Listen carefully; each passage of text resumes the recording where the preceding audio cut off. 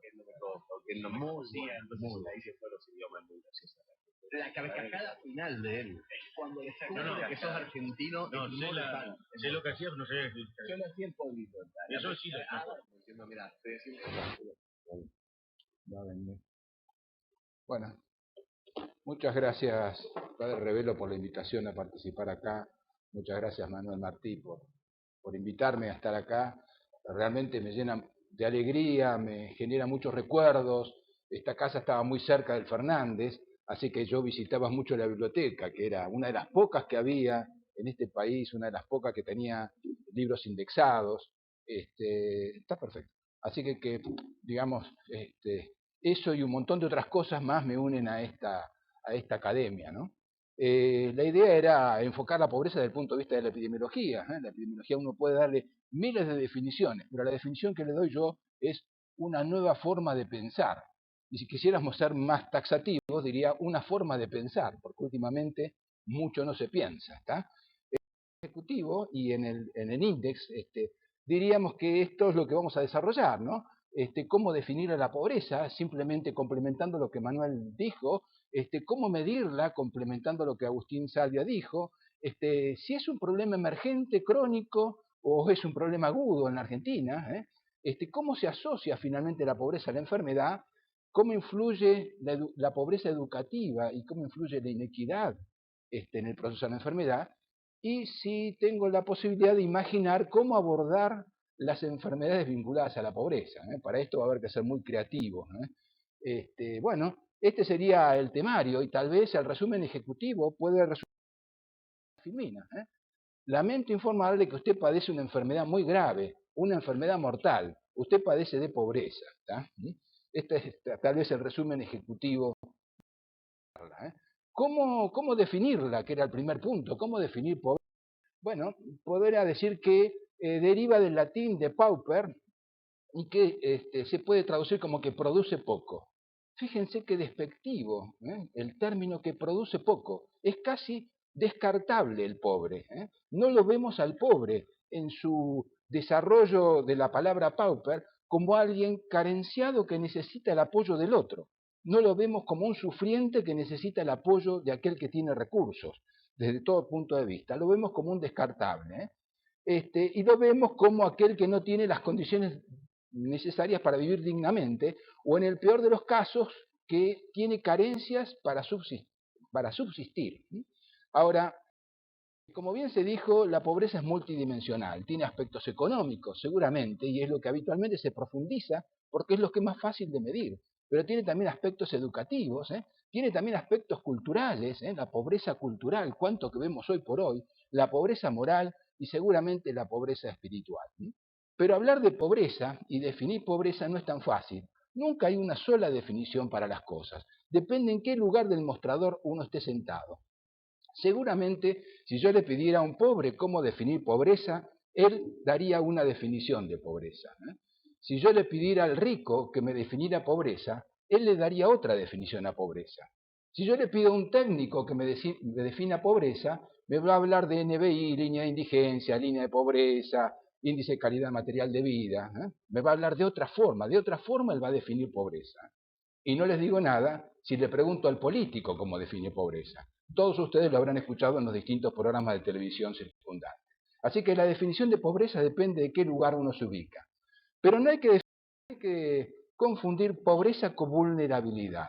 Vulnerabilidad es otra cosa. La palabra vulnerabilidad provenía generalmente o inicialmente del campo de los juristas, de los abogados, y hacía referencia a grupos de individuos frágiles, que tenían fragilidad jurídica o política. Ingresó al campo de la salud con la epidemia de SIDA en 1992 y llegó a la salud pública a partir de las organizaciones de derechos humanos y de activos actores de la epidemia de SIDA. En ese momento llegó el concepto de vulnerabilidad. Vulnerabilidad deriva de vulnus, herida, y expresa la cualidad que tiene alguien o alguna persona de ser herido o dañado. Es un término muy utilizado, como decía, tanto por las ciencias naturales como por las ciencias sociales. Se lo confunde habitualmente con pobreza y con riesgo. Vulnerabilidad se lo confunde con pobreza y con riesgo. Y no es lo mismo pobreza que vulnerabilidad, y no es lo mismo vulnerabilidad que riesgo. Desde el punto de vista epidemiológico, riesgo es la probabilidad de que ocurra un evento. Habitualmente estamos pensando en que ese evento es un daño en la salud, pero no necesariamente eso. Las probabilidades pueden ser también positivas. Hay indicadores de salud positiva. Lo que pasa es que en medicina siempre enseñamos la enfermedad y vemos el aspecto negativo. Nunca vamos a focalizar sobre indicadores positivos de salud. Factor de riesgo es todo factor capaz de producir o generar un daño en la salud. Grupos de riesgo son los grupos expuestos a estos factores de riesgo. Grupos vulnerables son aquellos grupos expuestos a factores de riesgo que tienen dificultades para enfrentar estos factores de riesgo. Finalmente, el grupo vulnerado es el grupo expuesto. La vulnerabilidad entonces depende de la exposición a riesgo, pero también depende de la incapacidad de dar respuesta a ese riesgo, y finalmente depende de débiles sistemas de protección social. Muy difícil entonces, el tema de la vulnerabilidad va más allá de la pobreza, y mucho más difícil es el tema de la exclusión. Yo cuando explico estos temas realmente trato de ser muy gráfico, y digo que hay personas que están incluidas, están acá. Hay personas que están en riesgo, están en el borde de la mesa y pueden llegar a caerse, y hay personas que están marginadas, que están excluidas, y es muy difícil sacarlas del piso y levantarlas allá arriba. O sea que son dos cosas totalmente distintas. En este caso, entonces hablamos de que hay integración económica, y de la integración económica y laboral se puede pasar a la pobreza o precariedad económica laboral, que hay integración sociofamiliar y se puede pasar al desarraigo sociofamiliar, y en el primer punto estamos hablando de inclusión social cuando hay integración económica, laboral e integración sociofamiliar. Si vamos perdiendo esto, pasamos al estado de vulnerabilidad. Y finalmente podemos llegar al estado de exclusión social, que es esa situación que yo les mostraba, esa situación en donde estábamos realmente en el piso. Las ciencias de la salud se dedican fuertemente a medir los riesgos. Generalmente nosotros utilizamos indicadores para medir riesgos. Difícilmente nos preocupemos por la vulnerabilidad o las inequidades. La vulnerabilidad en sí es un indicador de inequidad y es interesante investigarlo. Ahora decíamos, el primer punto era definir pobreza, y con lo que dijo Martí, más este tema de ver de dónde estoy parado para definir algo. Porque definir es bueno y es malo. Definir siempre implica ponerle límite a las cosas. Una pantalla que tiene alta resolución tiene muy buenos límites, pero ponerle límite a las cosas también es muy malo, especialmente desde el punto de vista académico, porque estamos resignados a mirar solamente aquellas cosas que están dentro de los límites. Y los grandes descubrimientos del hombre, las grandes transformaciones sociales, se produjeron cuando alguien superó los límites. Así que las definiciones a veces son muy confusas. Perdona a la gente extranjera que no sé si me atiende o me sigue, pero me dijeron que hablara lento. Y un tema de hablar lento sería a favor de aquellos que necesitan que hable lento para que me entiendan y en contra de aquellos que necesitan que hable rápido para que no se duerman. Así que es una combinación de ambos factores. Muy bien. El segundo punto era medir la pobreza. Seguramente con todo lo que dijo Agustín, yo poco voy a poder agregar. Simplemente de que uno puede medir con tasas el riesgo, puede medir con incidencia y prevalencia los grupos de riesgo, pero más difícil es cuantificar la vulnerabilidad y los grupos vulnerables. No es tan fácil identificarlos, y para eso seguramente hace falta indicadores que tomen en cuenta alimentación, indicadores que tomen en cuenta desempleo, vivienda digna, educación, capacidad laboral, cuidado de la salud y acceso a los sistemas de atención de la salud, que incluyan también descanso y recreación y contención espiritual. Todo esto implica entonces un indicador que tome amplias dimensiones, la multidimensionalidad de la pobreza, la multidimensionalidad de la pobreza. Si yo tomo en cuenta la pobreza exclusivamente, esta fuente PNUD, si tomo la pobreza exclusivamente desde los recursos económicos, yo podría decir que son pobres aquellos que su ingreso sea de menos de 1,25 dólares diarios. Pero si tomo la pobreza multidimensional, y acá tenía el 21% de la población, si tomo la pobreza multidimensional, este indicador, este valor trepa al 29,2. O sea que es interesante ver la multidimensionalidad de la pobreza. Lo mismo sucedería, esta es fuente OLSA, gracias Agustín, en cuanto a la pobreza multidimensional. Fíjense, no solamente la magnitud, estamos hablando de un 30% de la población, un 30% de la población afectada por este problema. Este problema que a veces nosotros no reaccionamos correctamente, pero la sociedad no es nada más que una extensión del ser humano, y es una réplica de lo que pasa en nosotros mismos. Yo digo que difícilmente el riñón podría estar tranquilo si el hígado está enfermo. Difícilmente el pulmón podría estar bien si el corazón no funciona. Pero estamos acostumbrados a que otro ser humano esté en condiciones de pobreza o en condiciones de indigencia.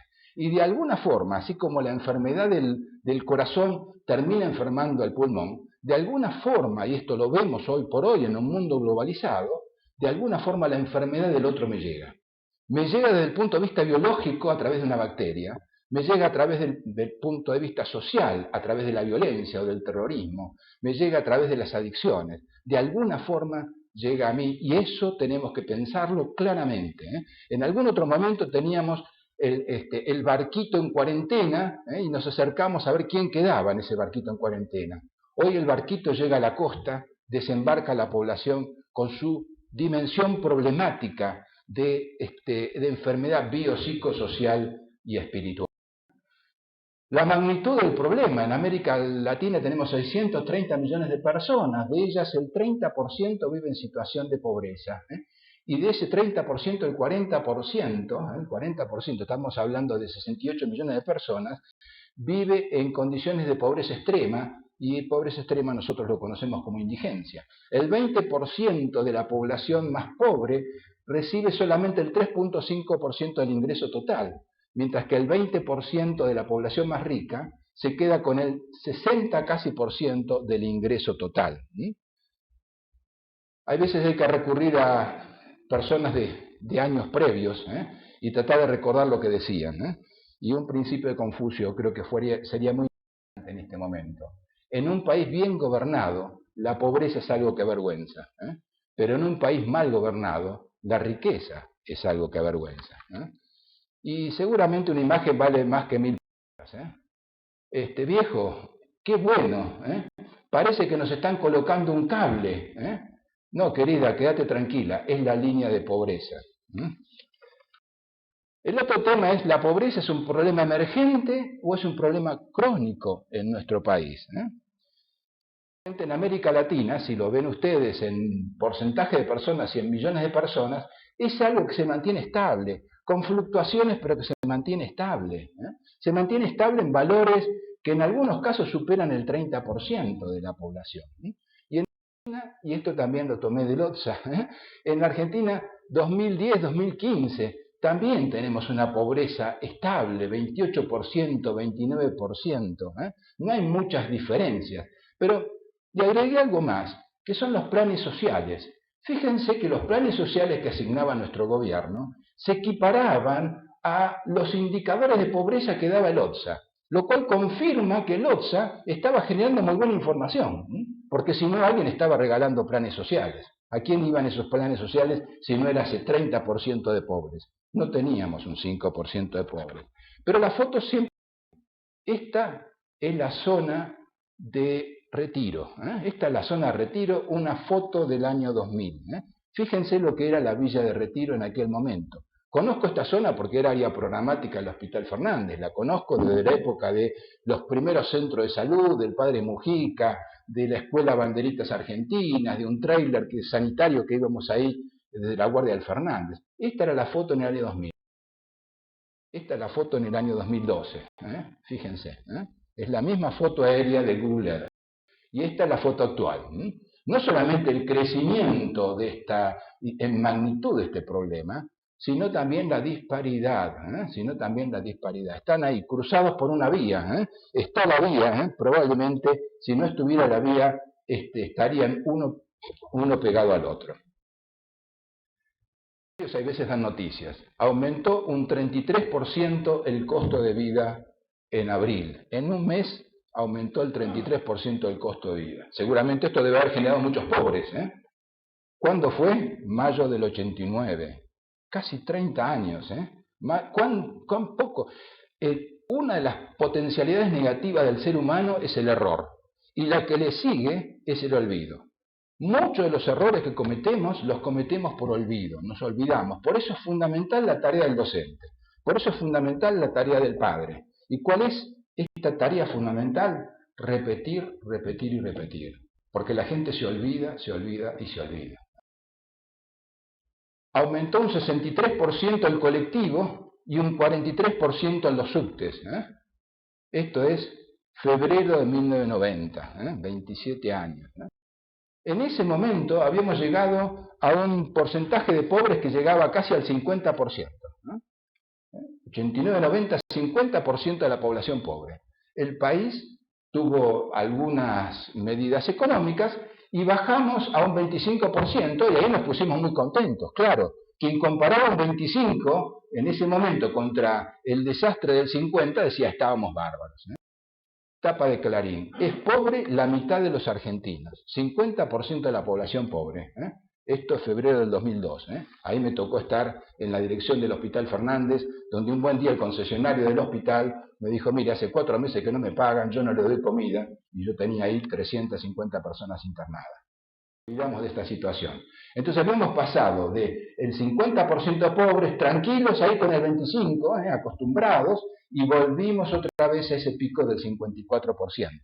Para, entonces, ahora descender a un 30%, que nos parece natural, pero en esa naturalidad incrementamos un 5% de pobreza. Estamos hablando de la hiperinflación, estamos hablando de la convertibilidad, estamos hablando de la mega devaluación, estamos hablando del subsidio 3x1, con los distintos presidentes que tuvimos en aquel momento. El otro punto es cómo se asocia la pobreza a la enfermedad. O sea, nos queda claro la definición de pobreza, nos queda claro que la podemos medir. ¿Cómo se asocia la pobreza a la enfermedad y a la muerte? Porque como veíamos en la primera filmina, la pobreza mata. La pobreza mata tanto como la obesidad, como la hipertensión, como la diabetes, como el estrés, como el sedentarismo. Pero en el Ministerio de Salud hay programas para prevenir la obesidad. Hay programas para el control de la diabetes, hay programas para reducir la prevalencia de la hipertensión arterial. No encontré ningún programa para reducir la pobreza que mata mucho más que la hipertensión, la diabetes, el colesterol o el estrés. ¿Cómo se asocia la enfermedad? Seguramente esto es un tema de vieja historia, es un problema de vieja historia. Como dijo Martí, si uno querría hablar de pobreza, podría remontarse a los griegos, podría remontarse a Egipto, podría remontarse al antiguo pueblo de Israel, podría ver uno cómo definían justicia social, por ejemplo Aristóteles, con esta justicia distributiva. Pero vamos a ir más cerca de nosotros. En 1790, Frank, alemán, si bien la figurita que saqué acá de internet, después cuando ya la había puesto, vi que lo habían puesto Jean-Peter Frank, lo pusieron en francés, se ve que había hecho la foto y lo puso en francés. Pero él escribió un libro muy interesante, en 1790, La miseria de los pueblos como madre de todas las enfermedades. ¿Qué más que hay que leer de este libro de Frank? ¿Qué otra cosa uno puede leer para saber que la pobreza, la miseria, es la madre de todos los pueblos? 1800, 1890 es la etapa en donde Chadwick desarrolla este famoso círculo pobreza-enfermedad, que en salud pública enseñamos y venimos enseñando desde hace muchos años. En la UBA decíamos, repetíamos, y uno ve que muchos alumnos se los olvidan, no solamente muchos alumnos se los olvidan. El gran problema es que muchos de esos alumnos llegaron a ser funcionarios del Ministerio de Salud y se lo olvidaron cuando eran funcionarios en el Ministerio de Salud. Eso es lo que más duele. Recuerdo alguna vez un curso en donde nosotros formamos una maestría en salud pública que hacíamos en la Universidad de El Salvador. Muchos de esos alumnos terminaron como funcionarios en distintas jurisdicciones. Uno de ellos estaba en Tierra del Fuego. Lo fui a visitar porque me invitó a dar una charla. Había 2 hospitales interesantes en ese lugar. Y le dije, ¿por qué no descentralizás? ¿No te acordás de la clase de descentralización hospitalaria? Me dijo, sí, la clase era espectacular, pero acá el poder y la caja lo quiero manejar yo solo.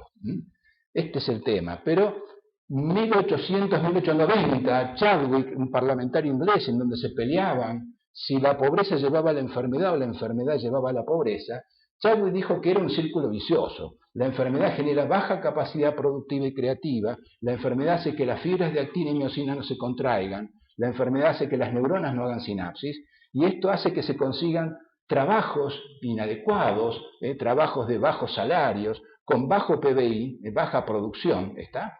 Y esto lleva a alimentación inadecuada, vivienda deficiente, higiene deficiente, pobreza educacional y enfermedad. El círculo vicioso de pobreza-enfermedad. En la medida en que haya mucha enfermedad, va a haber muchos gastos en reparación, decía Chadwick, y poco para prevención. Yo le agregué que en la medida en que haya mucha enfermedad, habrá muchos recursos para remediar y muchos menos recursos para el programa prevenir. Más adelante, Charles Winslow, un sanitarista inglés, vincula pobreza y enfermedad con un tercer componente que era ignorancia. Y Winslow dice que pobreza, enfermedad e ignorancia son indisolubles, que si está presente uno de estos componentes en un país, los otros dos seguramente están. Es imposible encontrar pobreza sin estar asociado a enfermedad e ignorancia. Y también nos decía claramente que esto era patognomónico del subdesarrollo. Los pueblos subdesarrollados se especializan en desarrollar ignorancia, pobreza y enfermedad.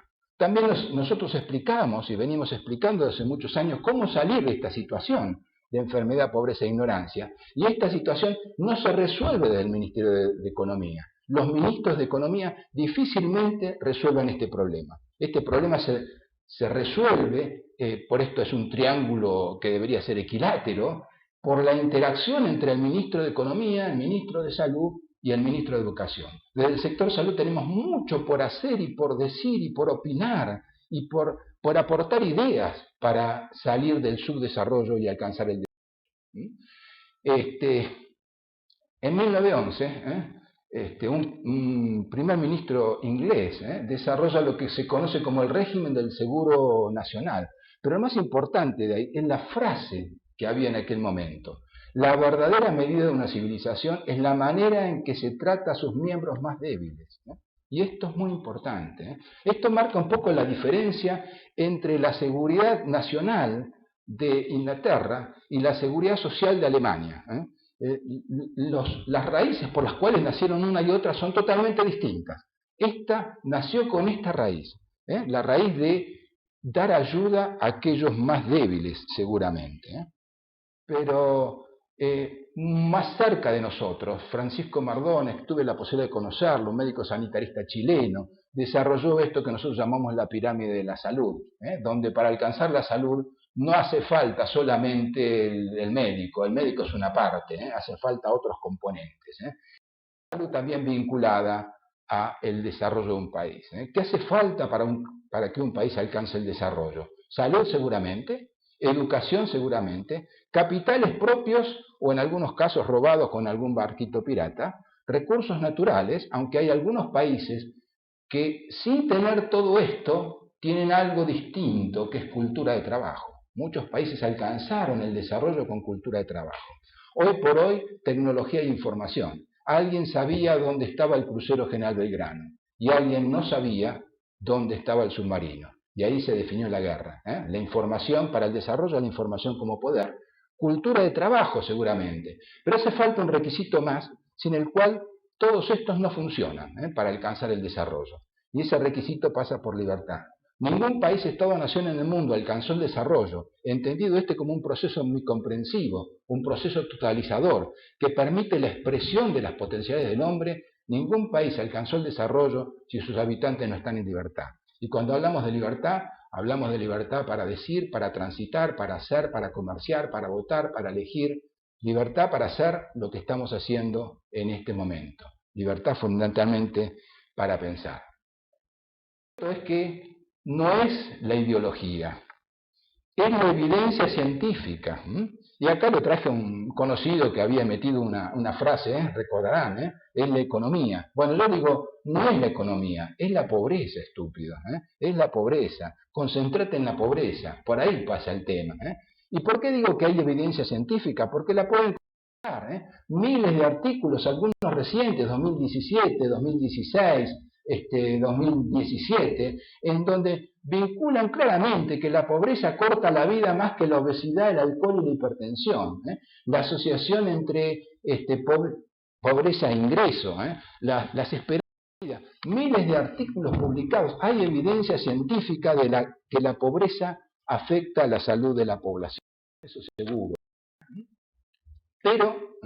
Pero hay muchas mediciones, hay mucha retórica dialéctica, hay muchos discursos. ¿Será que nos pasan los años y uno ya está cansado de tantos discursos? ¿Será que uno quiere ver que realmente se efectivicen las cosas? Porque tal vez nos quedan pocos años de vida, y uno ya está cansado. Uno de los grandes problemas que tienen hoy por hoy los políticos es que aumentó la esperanza de vida al nacer. Y a mí los espejitos de color ya me lo vendieron. No me lo pueden vender dos veces. Yo ya lo conozco. Y no solamente lo conozco, lo puedo transmitir.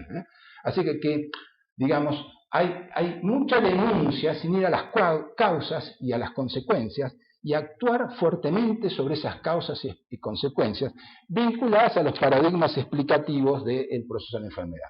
Pero lo cierto es que si uno busca en estos artículos que yo les mostré, que hoy por hoy uno los puede bajar de internet y no tiene que venir a buscar en la biblioteca como venía en algún momento, ve claramente que en la medida en que aumenta el Producto Bruto Interno, medido en PPA, o sea, dólares contantes, aumenta la esperanza de vida al nacer.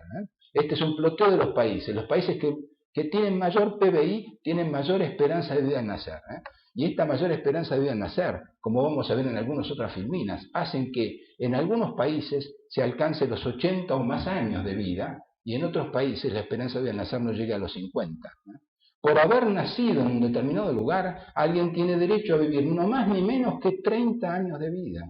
Y esto expresa grandes inequidades, injusticias que se expresan con violencia, que se expresan a través de adicciones, que de alguna forma afloran al exterior.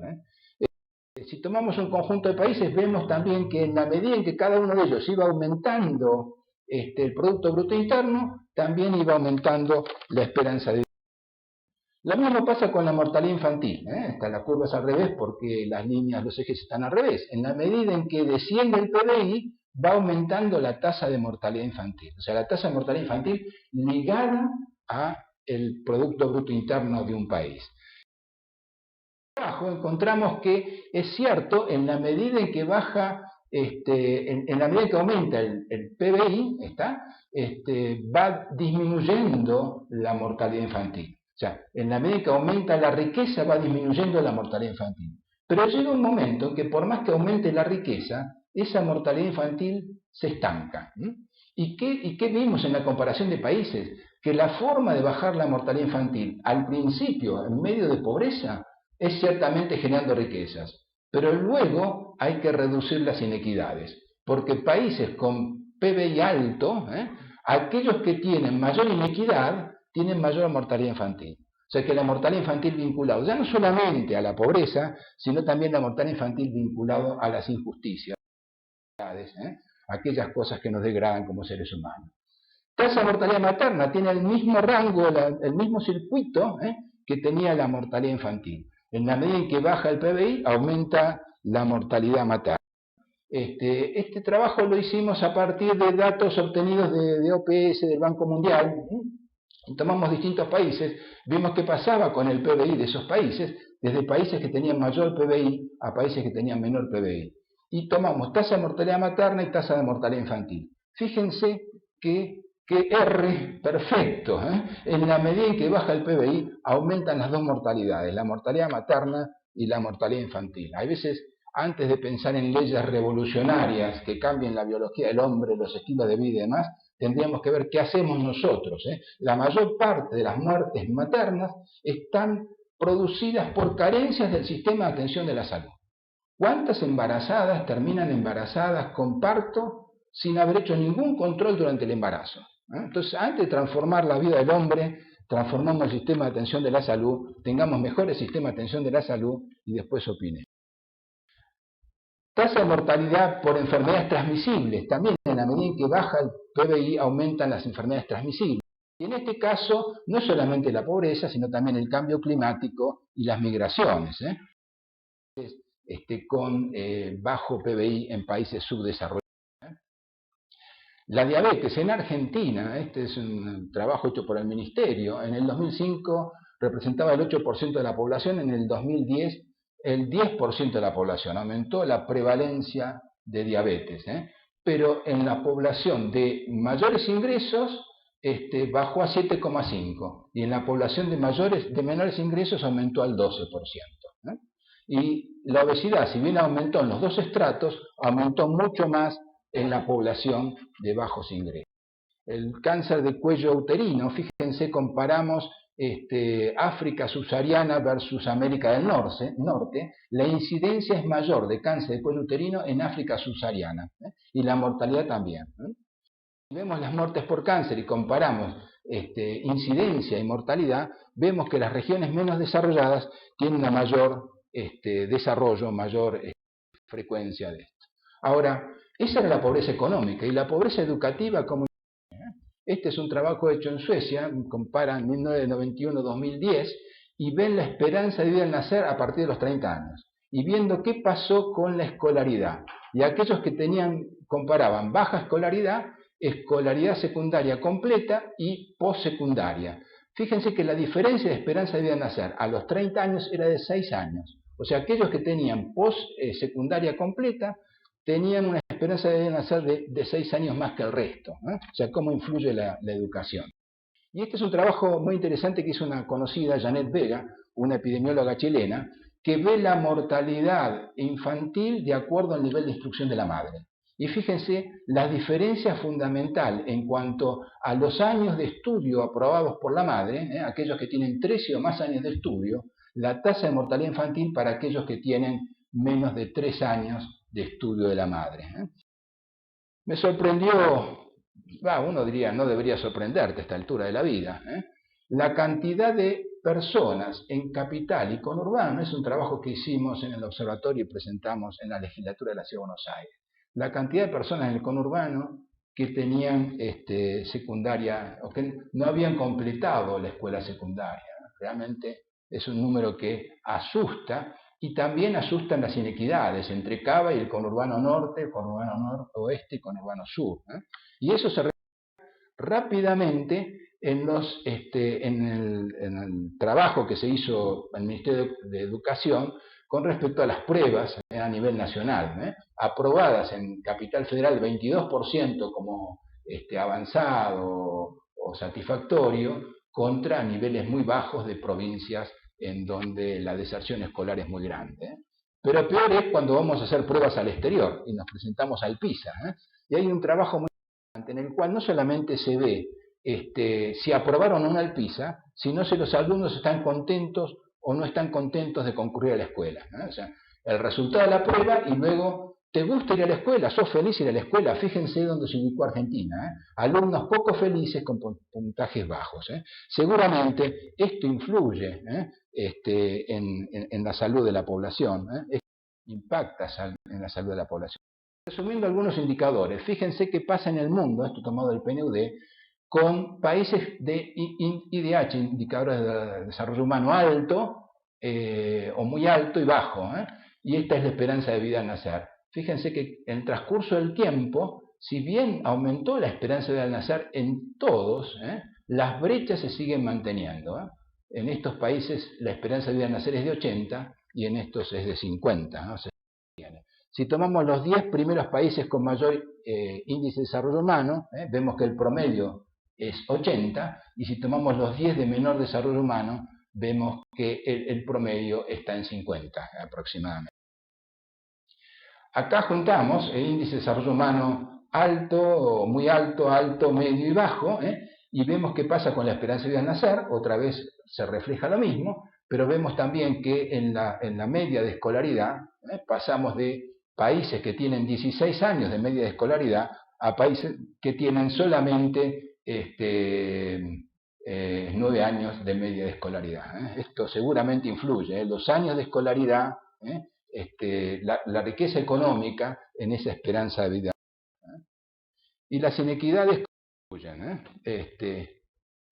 ¿Cómo que no rema más Ramírez? ¿Estamos o no estamos todos arriba del mismo barco? Sí, estamos todos arriba del mismo barco, pero Ramírez siempre es el único que rema, ¿está? Y en algún momento Ramírez se cansa, ¿eh? Y esto es lo que hablaban recién de la clase media, ¿eh? La clase media sosteniendo al resto, ¿eh? Este es un trabajo de UNICEF del 16, y compara poblaciones de distintos, de los 5 quintiles de ingreso, desde el más bajo hasta el más alto, y se ve la mortalidad neonatal en el 2010 y en el 2015. Fíjense que lo más importante acá es que, si bien bajó entre el 2010 y el 2015, las brechas se mantienen entre los quintiles más altos y el más bajo. Acá la brecha era de 2 y acá la brecha es 2,5. Y lo mismo sucede acá con la mortalidad de menores de 5 años. No solamente se mantienen las brechas, 2,5 se pasa a 3. O sea, medido en el índice de Gini vemos que también ese comportamiento se desplaza de la recta a la curva. La recta es el ideal y 2 curvas, la de 2010 y la de 2015. O sea, como la de 2015 se va alejando. Y cuando vemos el coeficiente de desigualdad humana, estos son los países de acuerdo al desarrollo humano, fíjense que desarrollo humano más bajo implica mayor desigualdad o mayor inequidad. Argentina, ¿qué pasa con la mortalidad infantil? Fíjense desde acá hasta acá. Que tiene mayor mortalidad infantil es Formosa, por supuesto. ¿Qué pasa con mortalidad materna? También, desde valores muy bajos hasta otra vez Formosa. O sea, Formosa, país que tiene mortalidad infantil alta históricamente, mortalidad materna alta históricamente y tiene el mismo gobernante históricamente. 65, Argentina gasta el 10% de su PBI en salud, el 65% del gasto en salud, me equivoqué acá, puse gato, será una... de ayer a la noche escribiendo, 35% del gasto privado, pero en realidad el sistema de salud nuestro es un sistema, como se dijo, ineficiente, ineficaz, que necesita una reforma, como necesita el argentino una reforma. El sector salud no está descontextualizado del suprasistema sociopolítico, económico, cultural. Si en el suprasistema sociopolítico, económico, cultural el trabajo y el esfuerzo no es un valor, no esperemos encontrar en el hospital que alguien premie el trabajo y el esfuerzo. Si en el suprasistema la capacidad y la idoneidad no es un valor, no esperemos encontrar ese valor en el hospital. Si en el suprasistema la honestidad no es un valor, no le pidamos al trabajador del sector salud que sea honesto, porque el ejemplo es del papá.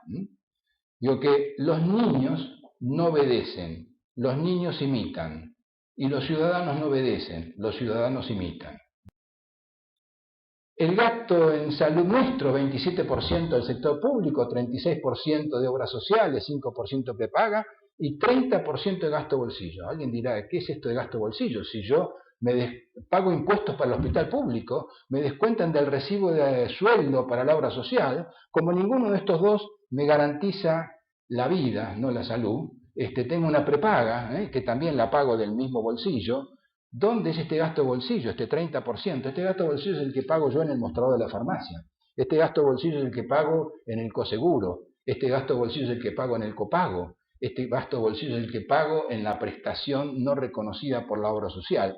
Y esto es una barrera fundamental para el acceso al sistema de salud. Fíjense qué pasa en Latinoamérica con el pago de bolsillo, el gasto de bolsillo, Argentina con el 30%, hay otros que están mucho peor, 48%, 49%, pero hay otros que están mucho mejor, diría yo. Nuestro sistema de salud en realidad es un sistema geométrico. ¿Por qué geométrico? Porque tiene problemas angulares que se discuten en mesas redondas por un montón de mentes cuadradas que por su falta de ubicación espacial aportan siempre soluciones obtusas.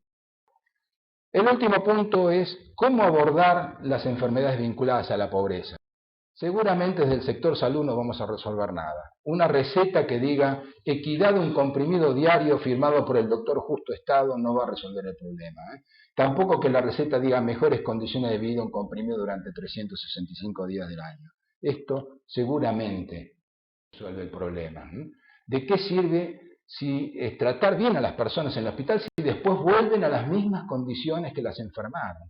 ¿De qué sirve esa sala de terapia neonatal si el chico vuelve a esas mismas condiciones que lo enfermó? Hay otra forma histórica de enfrentar la pobreza. La migración es la estrategia humana más antigua para aliviar la pobreza, pero eso no esperamos que suceda en nuestro país. ¿Por qué? Porque somos como el cactus. Nacimos en un lugar desfavorable, pero queremos seguir estando. Hay algunos que sí saben enfrentar la pobreza. Fíjense qué pasa con el tamaño del cerebro humano, cómo se va desarrollando en los años de la vida. Si a esto le agregamos cómo se distribuyen los recursos de los programas sociales, fíjense que los recursos de los programas sociales se destinan a los últimos años de la vida, cuando el cerebro ya está no solamente desarrollado, sino está en involución. Fíjense qué hace Suecia, ¿dónde carga la mayor parte del presupuesto de sus programas sociales? Nosotros recién ahora empezamos con el tema de la asignación universal por hijo, y no lo pensamos por esto, lo pensamos por un rédito político que a alguien se le ocurrió y lo dijo y otro lo quiso copiar para ponerle nombre y apellido. Nada más que por eso. El Papa Francisco decía que los derechos humanos se violan no solamente con el terrorismo, no se violan solamente con la represión o los asesinatos, los derechos humanos también se violan cuando existen condiciones de extrema pobreza y estructuras económicas que generan estas desigualdades que nosotros estuvimos viendo. ¿Y qué mejor entonces que hacer una reunión de expertos para ver si podemos resolver el problema? Un grupo de nosotros puede viajar o viaja habitualmente, y esto ustedes lo van a ver, a resolver el problema del hambre en el mundo en Roma. Otro grupo de expertos viaja a resolver el problema de la inseguridad global, en este caso en Nueva York. Otro grupo de expertos viaja a la OIT para resolver el problema del trabajo, seguramente van a ir a Ginebra. Otro grupo de expertos sanitaristas viajan a Europa para ver cómo pueden resolver los problemas de salud del planeta. Mientras tanto, la familia Gutiérrez en Villa Tachito está tratando de ver cómo resuelve sus problemas de salud, inseguridad, alimentación y trabajo. Gobernar para la gente, decía. Entonces, el último punto era cómo resolver esto. Y creo que este hombre nos puede dar la solución. Creo que la equidad se resuelve a través de este coeficiente, en donde la moral debe multiplicarse por el conocimiento y el compromiso. Muchas gracias.